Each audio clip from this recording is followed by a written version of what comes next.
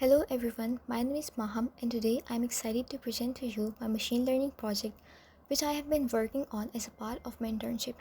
Let's start with the demonstration of the project. Here we have our Jupyter notebook where we have explored the iris dataset and created various visualizations to understand the data better.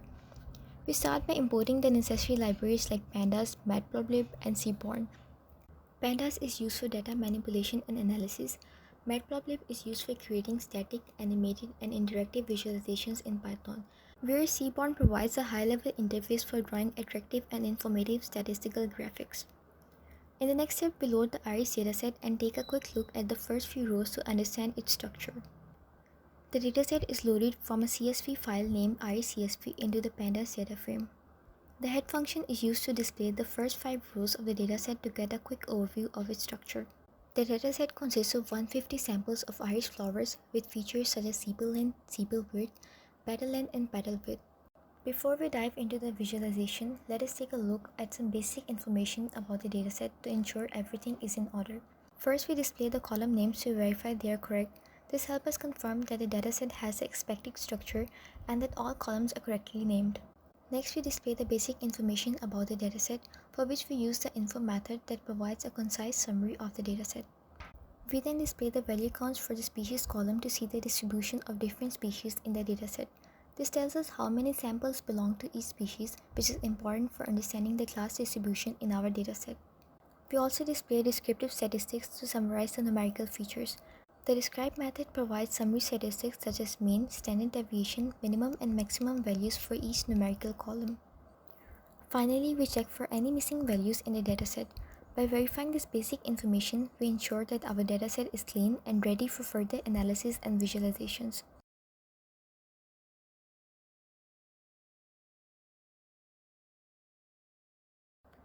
In the next step, we perform the exploratory data analysis by creating various visualizations. Firstly, we have the histogram which shows the distribution of sepal lengths, helping us understand the frequency of various sepal length values.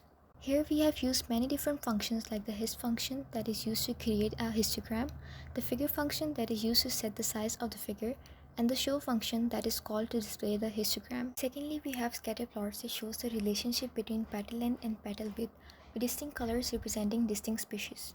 For creating the scatter plot, we have used the scatter function, and the C parameter is used to color the points by species. And again, the figure function is used to set the figure size, and the legend function is used to add a legend indicating the species. Thirdly, we have pair plots that provide pairwise scatter plots for all features in the dataset. For creating a pair plot, we have used the pair plot function. The hue parameter is used to color the points by species. Finally, we summarize our findings from the exploratory data analysis. Here is a summary of the insights gained.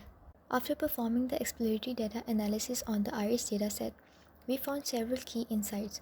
First of all, the histogram of sepal length shows a normal distribution with values concentrated between 4.5 cm and 7.5 cm. The scatter plot reveals clear separation between the species when plotting petal length against petal width. Setosa species have distinctly smaller petal length and width compared to Versicolor and Virginica species. Thirdly, the pair plot provides comprehensive view of the relationships between distinction functions. Petal length and petal width are particularly useful for distinguishing between species such as Setosa, Versicolor, and Virginica from distinct clusters in these dimensions. In addition to the Jupyter notebook, I have also prepared detailed documentation for this project. The documentation includes problem statement, solution overview, challenges and resolutions, and instructions for running the code. Throughout this project, I have gained a deeper understanding of data exploration and visualization techniques. It was fascinating to see how visualizing data can reveal patterns and insights that are not immediately obvious from the raw data. Thank you for watching my presentation. I hope you found it insightful.